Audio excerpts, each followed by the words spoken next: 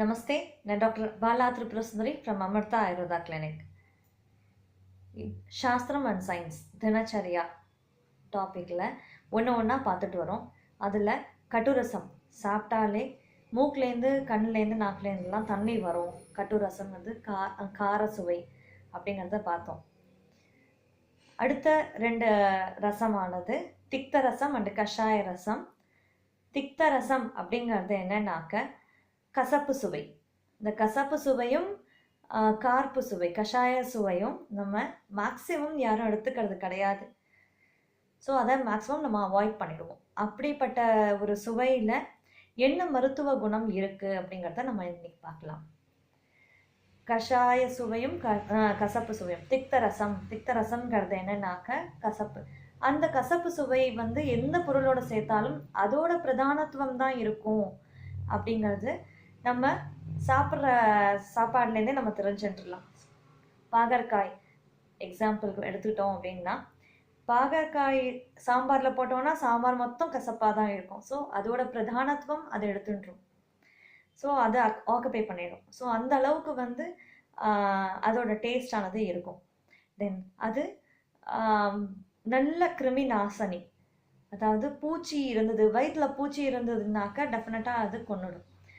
அதே சமயம் best anti accident. அது நல்ல ஆக்சிஜன் லெவலில் நல்லா இம்ப்ரூவ் பண்ணி கொடுக்கும்.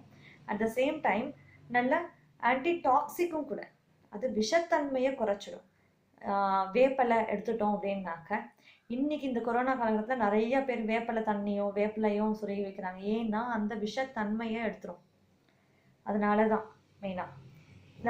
ஸோ இந்த கசப்பு சுவையை நம்ம வீக்லி ஒன்ஸ் இல்லை 10 days ஒன்ஸ் நம்ம சாப்பாட்டில் நம்ம டெஃபினட்டாக சேர்த்துக்கணும். அப்போ தான் இது நாள் வரைக்கும் என்னென்னலாம் பிரச்சனைகள் வயிற்றில் ஏதாவது ஸ்டேக்னேஷன் இருந்தாலும் அந்த விஷத்தன்மை இருந்திருந்தாலும் அது ஆட்டோமேட்டிக்காக சரியாக போயிடும்.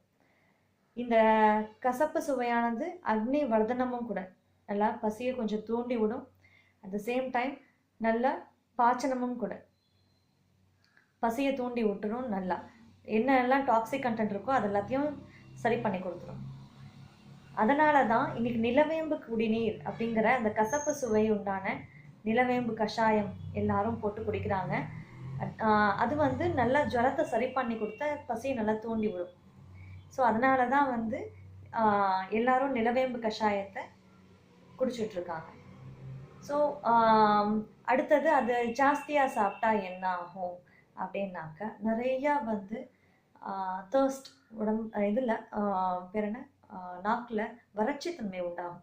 உடம்புலேயே ஒரு விதமான வறட்சித்தன்மை உண்டாகும்.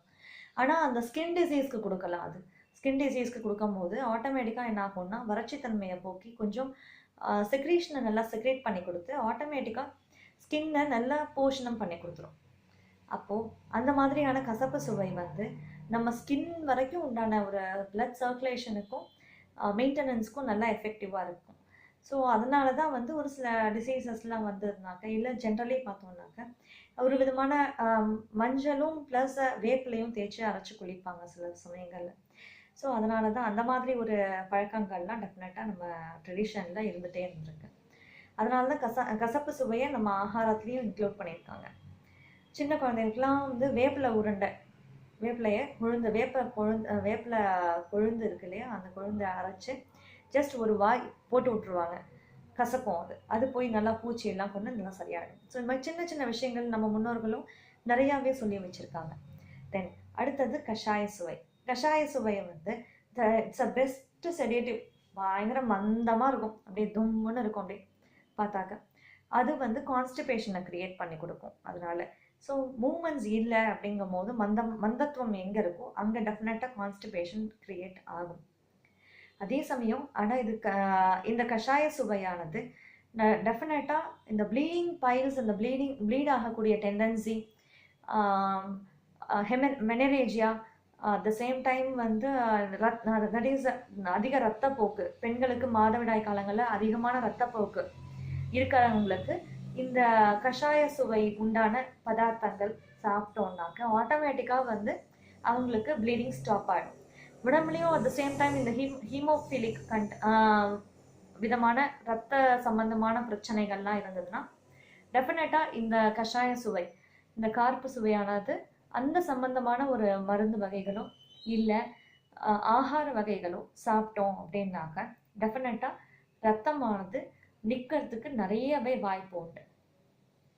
ஸோ இப்பேற்பட்ட ஒரு மிகப்பெரிய ஒரு வியாதியை வராமல் காப்பாற்றிக்கிறதுக்காக தான் நம்ம ட்ரெடிஷனில் ஆகாரத்தில் வாழைப்பூ சேர்த்துப்போம். ஸோ வாழைப்பூ ஆனது டெஃபினட்டாக இந்த மாதவிடாய் காலங்களில் ஏற்படக்கூடிய அதிக ரத்தப்போக்குக்கும் இந்த மாதிரி ரத்த சம்பந்தமான பிரச்சனைகளுக்கும் வந்து வாழைப்பூ மிகப்பெரிய ஒரு வரப்பிரசாதமாக அமைஞ்சிருக்கு. அதனால தான் ப்ளீடிங் பைல்ஸும் சரி எல்லா சமயங்களையும் இந்த மாதிரி ஒரு கஷாய சுவையை இன்க்ளூட் பண்ணி விட்டுடுவாங்க. நமக்கு வாழைப்பூ ஜூஸ் குடி, பீரியட்ஸ் உடனே நிற்கும், அதிகமாக ரத்தம் போகுதுனாக்கா உடனே நிற்கும் அப்படிங்கிறதெல்லாம் நமக்கு வந்து சொல்லிடுவாங்க டக்குன்னு. ஸோ செஞ்சோன்னா டெஃபினட்டாக நமக்கு நம்ம முன்னோர்கள் சொல்லி வச்சுருக்கிறத செஞ்சோன்னா ஆட்டோமேட்டிக்காக நமக்கு ப்ளீடிங்கும் நின்றுடும். ஸோ அந்தளவுக்கு எஃபெக்டிவான ஒரு ஆகாரம் தான் வந்து வாழைப்பூ, கஷாய சுவை உள்ள வாழைப்பூ. ஸோ இந்த அளவுக்கு வந்து எஃபெக்டிவாக சரி அதை நிறையா சாப்பிட்டோம் அப்படின்னாக்க வறட்சி தன்மை உண்டாயிடும். அதே சமயம் உடம்புல அந்த ட்ரைனஸ் ஜாஸ்தி ஆகும்போது வாயு ஜாஸ்தியாகும். வாயு ஜாஸ்தியாக ப்ளோட்டிங், தட் இஸ் வயிறு உப்புசம் அடைஞ்சிடும். உப்புசம் அடைஞ்சு ரொம்ப வந்து வாயு கீழேயும் வராமல் மேலேயும் வராமல் ரொம்ப கஷ்டப்பட்டு டைட்டாகிடும் வயிறு. ஸோ அந்த மாதிரி ஒரு ஸ்டிஃப்னஸும் க்ரியேட் பண்ணி கொடுத்துரும் இந்த கஷாய சுவையை ஜாஸ்தி எடுத்துக்கிட்டோன்னா. அதனால தான் அப்பப்போ எடுத்துக்கணுங்கிறது இந்த வாழைப்பூலாம். ஸோ 15 days ஒன்ஸ் வாழைப்பூ எடுத்துக்கிட்டோம் அப்படின்னாலே ரொம்ப நல்ல விஷயமா இருக்கும். அது போய் டாக்ஸிக் கண்டென்ட் எல்லாம் மெயினாக வந்து நம்ம உடம்புல உள்ள டாக்ஸிக் கண்டென்ட்டை நல்லா ஈஸியாக கிளியர் பண்ணி கொடுத்துரும். ஸோ அப்பேற்பட்ட எஃபெக்டிவான ஒரு விஷயம்தான் கஷாய சுவை. சரி, இதெல்லாம் எல்லா சுவைகளும் பார்த்தாச்சு. எப்படி நம்ம ஆகாரத்தை சாப்பிடலாம், எந்தெந்த ஃபேக்டர்ஸ் வந்து நம்ம ஆகாரம் சாப்பிடும்போது வந்து ப்ளே பண்ணும், நம்ம ஆகாரத்தில் ப்ளே பண்ணும், அது வந்து உடம்புல எப்படி நமக்கு என்னென்ன ஃபேக்டர்ஸ் உடம்புல மாறுதல்கள் ஏற்படுத்தும். ஒரு ஃபுட் மெட்டீரியல் எடுத்துட்டோம் அப்படின்னாக்க அதில் என்னென்னலாம் நேச்சர் இருக்குது. இப்போ பால் அப்படின்னாக்க பச்சை பால் குடிக்கக்கூடாது. ஸோ அது சம்ஸ்கார அனுவர்த்தனாத். நம்ம காய்ச்சினோன்னாக்க ஆட்டோமேட்டிக்காக அதோட குணம் மாறும், அதோட தன்மையானது நமக்கு பரிபூர்ணமாக கிடைக்கும். ஸோ இந்த மாதிரி ஆகார விதி விசேஷ ஆயத்தனாஸ் என்னென்ன ஃபேக்டர்ஸை பற்றி நம்ம அடுத்த வீடியோவில் பார்க்கலாம். Thank you so much.